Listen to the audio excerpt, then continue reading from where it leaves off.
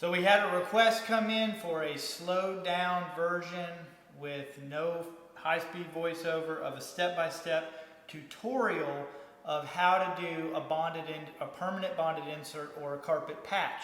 So that's what we're going to show today. It's actually not only that, you're going to get to see Thomas, which is our new guy. He's only been with us a few weeks now, maybe a month, and he does his very first bonded insert all the way through, does a great job. So it's kind of long. And the other thing I want to let you know is while we were there doing this work on the carpet, there was another vendor literally just a few feet away with a jackhammer removing some tile from the floor. So there's a few different times during this video that is kind of difficult to hear. And if you're wondering what is that god-awful noise, that's the noise. So step one, we're going to identify the tools that you're going to need in order to do this. So first is a huge pair of scissors. Do they have to be huge? Not necessarily. Next, you're going to want to get an iron. You can literally get this anywhere. This is just a standard iron. You can buy them at Walmart. Same with the scissors. You can buy shears in the sewing section that are very, very sharp. And similar to this, maybe not quite as big. I bought these online. And then a carpet knife. You'll need this as well. And it's similar to a razor blade. And the next few tools I'm going to mention you can buy at your local Home Depot, Lowe's, or similar type store. I don't know what type of stores those would be under, but that's the type of store. In the flooring section, they have all this stuff here that I'm going to mention. So the next one, this is called a seam roller. So seam as in seaming tape, or seam as in a seaming of the carpet. This is a seam roller, and its main objective is to pull the adhesive from this tape up into the primary, secondary backing of the carpet. The next thing you're going to need is a roll of seaming tape. This is the good stuff. You can get the cheap stuff or the good stuff. Just don't get the peel and stick. You're going to want the real stuff that you actually have to heat up. The next thing, we don't actually use it for this job, but you may want to get one of these. It's called a stair tool. If you're doing a permanent bonded insert or patch near a transition or a wall, this is an excellent tool to have in order to push the carpet down into the gap between the baseboard and the subfloor or the monolithic slab. Next, you'll need a towel, a damp towel. This one's dry, but you'll need it, and it doesn't need to be this large, of course, but a damp towel, and you'll see why in the video. And one thing I didn't get is a carpet remnant. So a piece of carpet, ideally one that matches perfectly, and if not, you can use one from the closet. And you'll need another piece to go in the closet that doesn't match. And again, you'll see that during the tutorial. If you don't know where you can buy carpet remnant, you can actually buy that from Home Depot or Lowe's as well. Or you can take your trusty carpet knife, and you can, if you have a friend, relative, or neighbor that you don't necessarily like and you know they're going to be out of town, you can take your trusty carpet knife over and you can actually cut and remove a large section of their carpet. Just don't tell them you did it, and make sure they don't have a security camera. That can be your remnant as well. You'll also want to make sure you got plenty of vitamin C for your immune system and some organic wild oil of oregano. This was a recommendation from my buddy Peter Gregg with 2 G's. If you don't know who Peter Gregg is, he's another YouTuber with an excellent channel, great content, and he recommended in order to boost my immune system that I order some of this oil of oregano. So I got some of this on Amazon the other day, and it showed up yesterday. The bad part is the girl that worked at Amazon that dropped it off looked like she definitely had coronavirus, and right before she handed me the package, she actually sneezed all over it.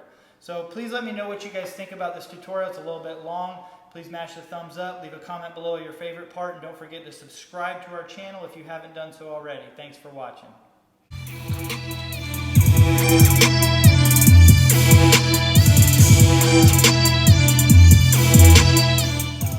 The light from the window is going to kind of make it kind of weird, but the first thing I always do is get a brand new blade on your knife here, your carpet knife. They're so cheap, it doesn't make sense not to.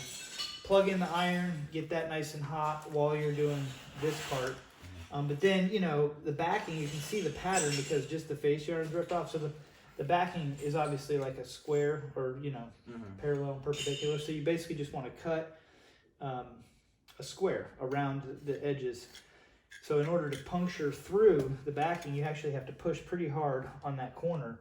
So you kind of I mean, some people like to draw it out. You can take a permanent marker and a ruler. You can bring a template. I just kind of freehand, I guess it's called. But the first cut just push down really hard. And again, you want to extend past a little bit, but not too far. But then you kind of push down pretty hard, and you'll hear it kind of pop through. Now, once it pops through, you kind of want to back off a little, because what you don't want to do is be cutting through the padding as well.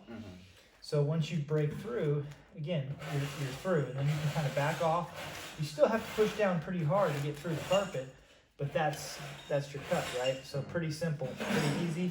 You can work it up a little bit that way or that way. And then the next thing I do, after you do your first cut this way, is I like to come this way and cut into my line here instead of turning and trying to go this way.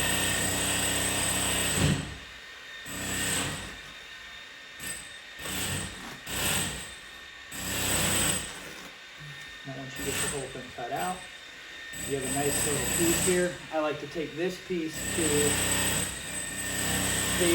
the closet, and that's how I get my remnant.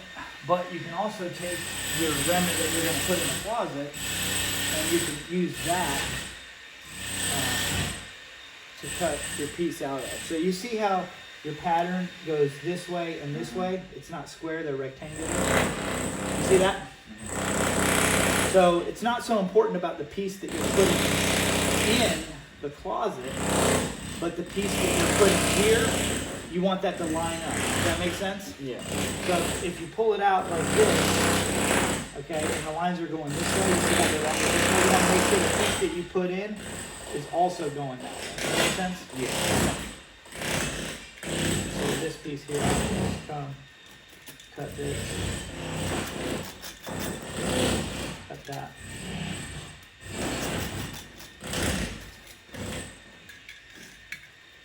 And you basically have the piece that's going to be going in. Now I still like to take this to the closet because, you know, it's a little bit easier.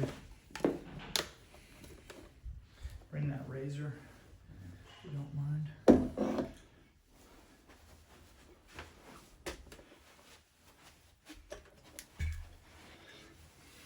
So we got a little thumbtack here. This carpet obviously has not been cleaned because there's a bunch of like cat hair and stuff. So we'll pull that corner up. So again, you put this on here, you can instantly see which way the lines need to go in order for you to get a good size.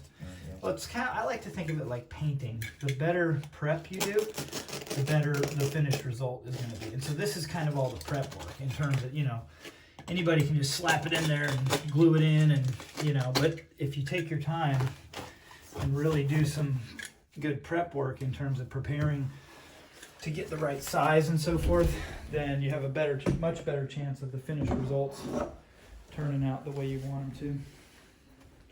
That makes sense? Mm-hmm.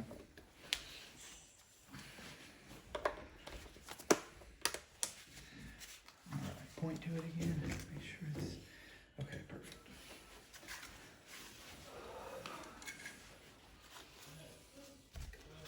So the next step is to line this puppy up.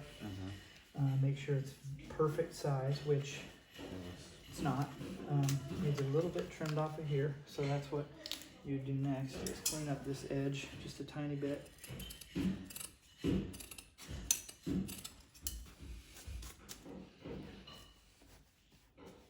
Much better. Okay, you see how good that looks? So where would you cut that? I would cut it here to get halfway. Yeah, that's not bad. I might go a little bit farther than that, but yeah, that's pretty much exactly what you want to do. And then you put it half on. See that black line that runs through the tape? That's the halfway point.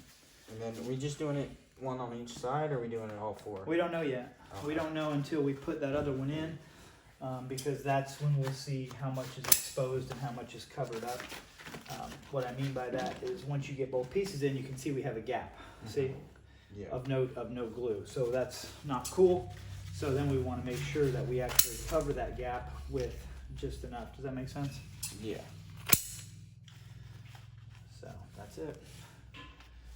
You put your piece on, grab your towel, and make sure you got your seam roller ready to go.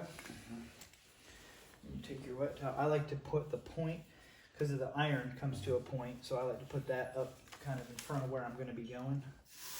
And just, I like to put pretty good amount of weight on it, kind of lean into it. And do it twice, do the cycles once it beeps.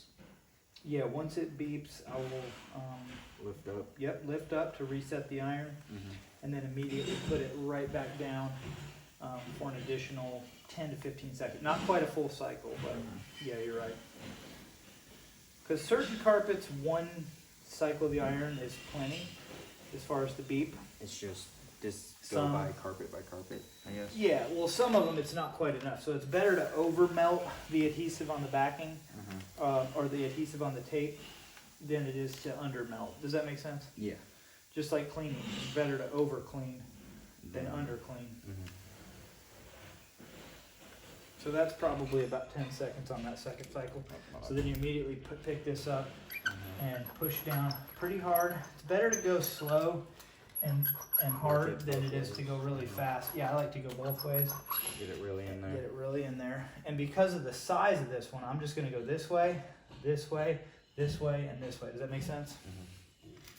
If it was a little longer, I'd probably do it different, but because of the size of this one, I mean, some of them are so small you can literally do it with just one, you know. Not very often, and almost all the time. Even when you can get away with doing one, you'll still end up doing two, just because, like I said, it's better to kind of overdo than underdo. You think that one and there might just There be is no able to do patch two? in there. Oh wait, that's right. The other one that had the small one, that was Maybe. like quarter size. Oh yeah, that little tiny one. Yeah. It's probably And for one like that, what you do for the tape is you'll fold the tape because it won't actually be that wide. So you'll cut your piece maybe like this, and then you'll fold it in half, and then stick it in there, unfold it while it's in there. Does that make sense? Yeah, so it'll cover the whole thing. Yep. You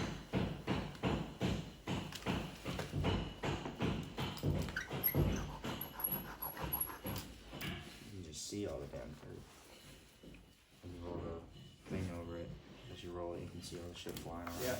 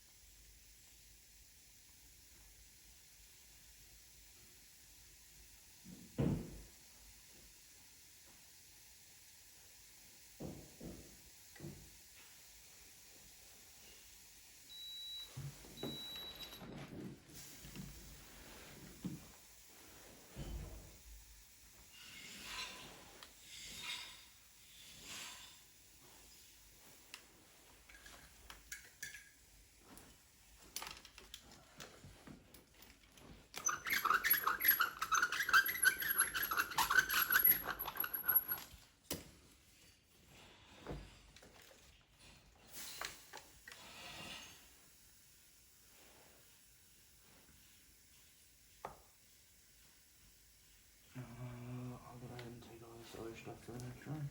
Well, there's actually another patch right there if you want. Oh yeah, that's right. If you want to do that one by yourself. Yeah, we're putting this piece, this piece in there, right?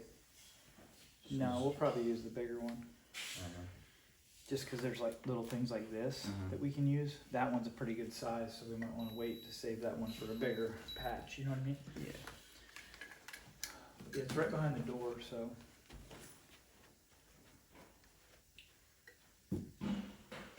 I'm gonna want to set up the camera to get your first time on film, so we can put it on YouTube and make fun of you forever. So. Sweet. Just oh, kidding. that's what YouTube is for. That's what YouTube's all about, man. Oh yeah. Alright, so let's see.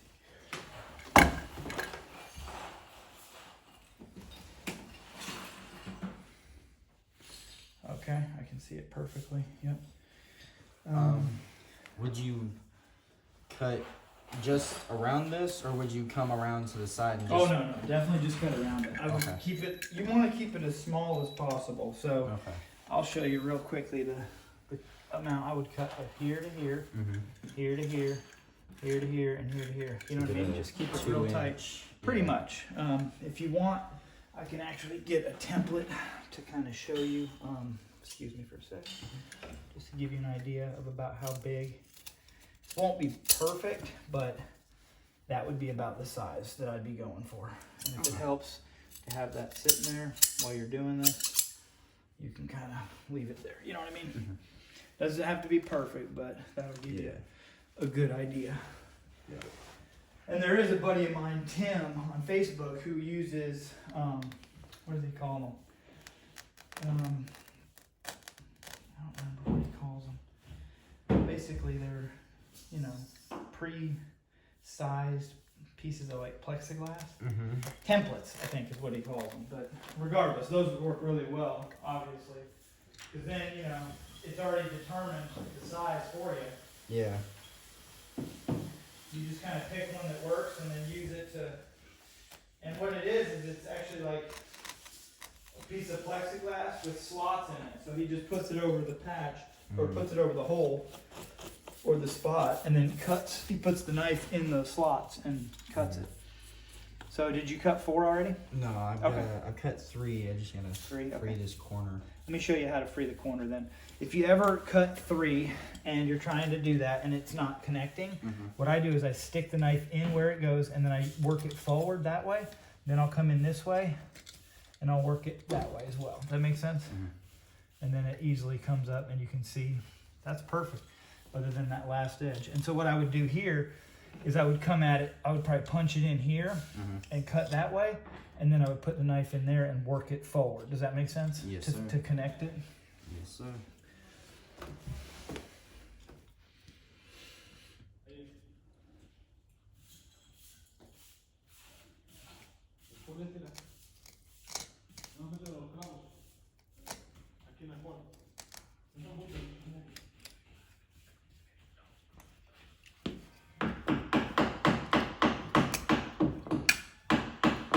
No, you work it forward. You're trying to come at it the other way. There you go. Yeah, but hold your knife straight up and down. There you go. You want to put it at an angle like that. Okay, so next thing you do is clean it up. See all those little pieces of extra you got hanging off of there? Off of this or this? That.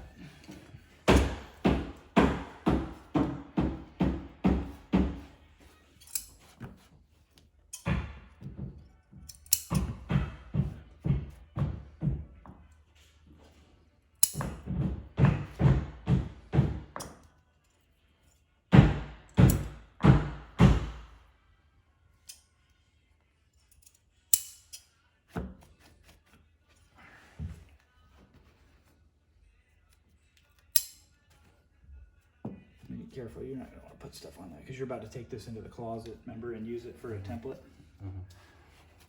Alrighty, so I guess. Yeah, any little pieces like that, you got to take those off of there.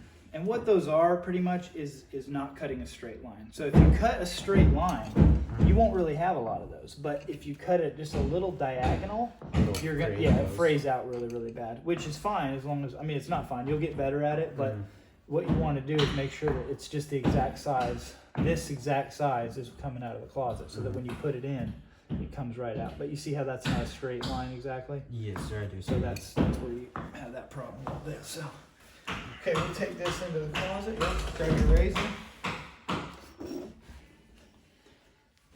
Oh. And we'll go ahead and do this corner over here, since we did that corner on the other one. Yeah, don't hit your head.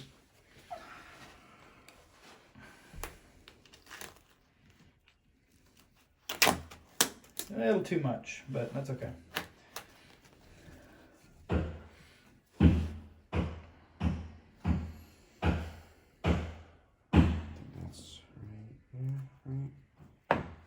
right. It's like this corner is cut. Is it cut? Okay. Yeah. Let's go to the other corner then, because that's gonna mess up that whole piece. You know what I mean? So good eye on that, because it'll mess you up.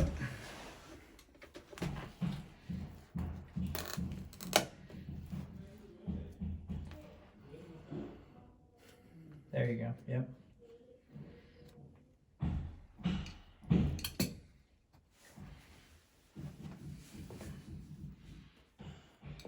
And so you're holding it up. What I would do is lay this thing flat.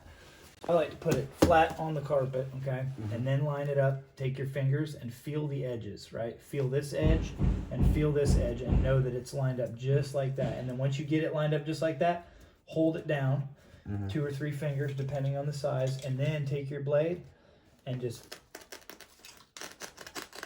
because this is a really important part. I mean, if you mess this up, you know what I'm saying? You can have to actually go ahead and cut a whole new piece out of the corner. If you cut it a little too big, that's better than a little too small, but still, you don't necessarily want to do that. There we go. No, not yet. You gotta work it forward more. There we go. Perfect.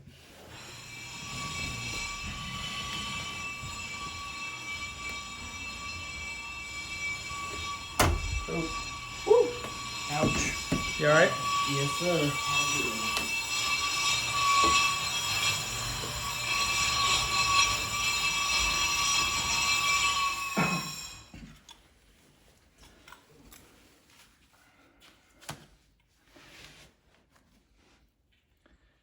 So what's next? Next, I kind of want to make sure that this is all in there properly. Yeah, you want to make sure it fits perfectly. So why are you pulling up on the edges there? Just to see where the thick lines are, just so I can put it in like that. Bam. How's that fit? That smoky.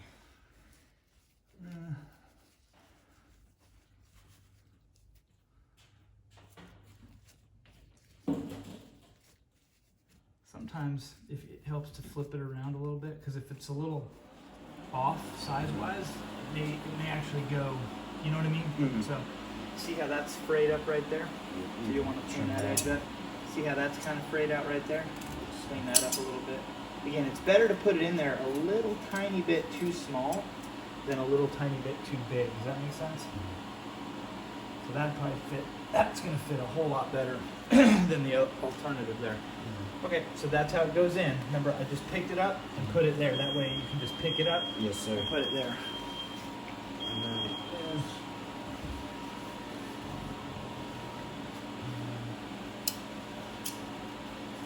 No, what are you doing? Show me where you're going to cut before you move it. oh, right about here. Yep, perfect.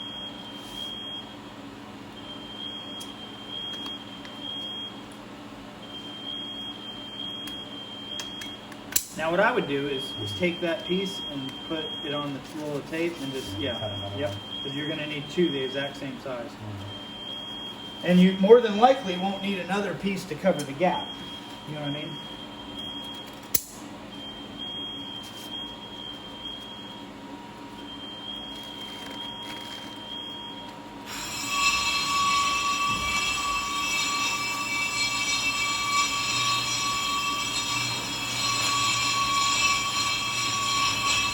I think it's going to need to go that way just a tiny bit.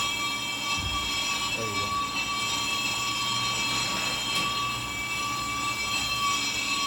And now here, that's perfect. So for this next piece, I would cut off some of the paper. Let me show you what I mean. So I would cut off this paper. Yep. That way, you can sit it right on top. Does that make sense? Yes, sir. Cover that whole thing without a gap.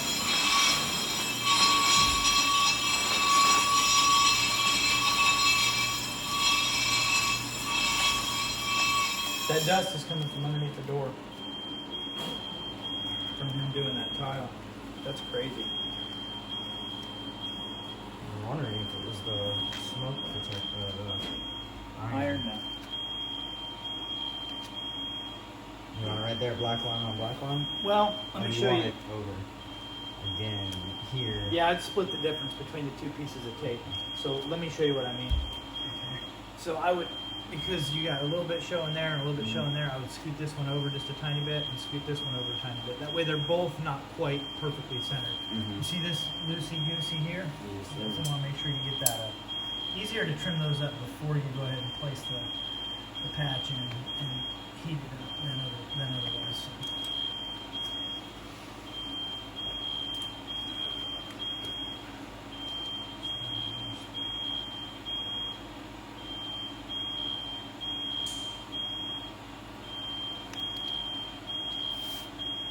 right before you put the iron down, I like to pick this up, pull it back, move the iron please, and look exactly where that line is so that you're placing the iron right where it needs to go. Does that make sense? Yes, sir. Perfect. Yeah, don't necessarily put all your weight on it, but you can put a pretty good bit on there. And then once it beeps, of course, pick it up, reset. Cool.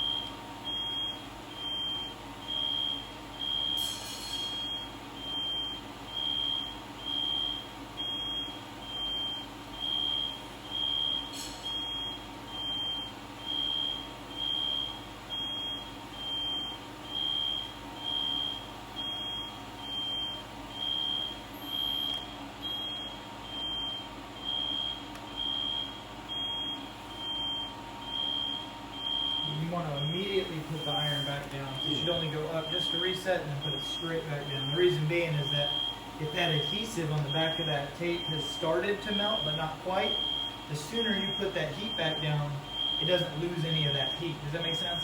Yes, sir.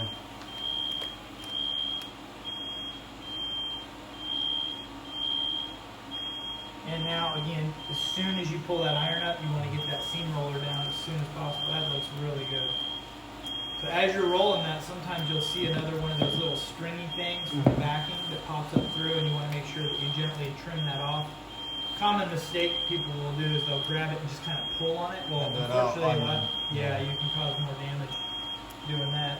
All right, guys, that's it. Other than that, we just fixed the closet, the holes in the closet. We put a piece that doesn't match in there, seamed it in. We actually had 2 other permanent bonded inserts to do at that home.